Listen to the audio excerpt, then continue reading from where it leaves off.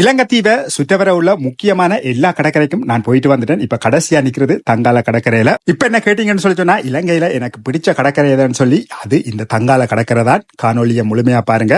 அதிக சுற்றுலா பயணிகள் இல்லாத மிகவும் அமைதியான ஒரு அழகான கடற்கரை வந்து இந்த தங்கால கடற்கரை. மேல ஹிக்கடுவ, உணவட்டுன, மிரிசா, அகன்கம, வெலிகம போல இந்த கடற்கரை வந்து வெளிநாட்டு சுற்றுலா பயணிகள் மத்தியில இன்னும் அவ்வளவு பிரபல்யமாக இல்ல. அப்படி இருக்கிறது தான் நல்லதும் கூட. கிட்டத்தட்ட 2-3 கிலோமீட்டர் நீளம் கொண்ட இந்த கடற்கரையில அதன் இயற்கை தன்மையை மாற்றாமல் இயற்கையா கிடைக்கக்கூடிய பனியோலை, தென்னோலைய பயன்படுத்தி அமைக்கப்பட்ட உணவகங்கள், அதால கட்டப்பட்ட வேலிகள், அந்த தென்னஞ்சோலைன்னு சொல்லி அந்த சூழலே வந்து அந்த மாதிரி இருந்தது.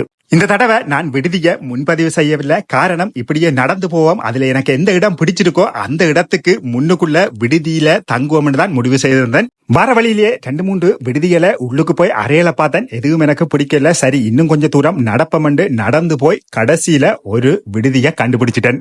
அலைஞ்சு திரிஞ்சு கண்டுபிடிச்சாலும் உண்மையாவே ஒரு பேர்த்தான இடம். ஒரு இரவுக்கு 5000 ரூபாய் தான். நேர கடற்கரைக்கு முன்னுக்கு அந்த மாதிரியான ஒரு சூழல்ல குளிச்சுட்டு சாப்பிடுவோம் வெளியில போனேன். அந்த நீட்டுக்கும் எனக்கு பிடிச்ச கடலுணவு உணவகங்கள் தான். மீனோட காட்டி கிரில் பண்ணி தர சொல்லி கேட்டேன். மீனோட சோறு, சலாட் தந்தார்கள். 2500 ரூபாய். ஊஞ்சல் வேற கட்டியிருந்தார்கள். அதுல படுத்திருக்க சும்மா அந்த கடற்கரை காத்துக்கு கண்ணை சொக்கி கொண்டு வந்தது. இதெல்லவோ வாழ்க்கை என்ற மாதிரி இருந்தது.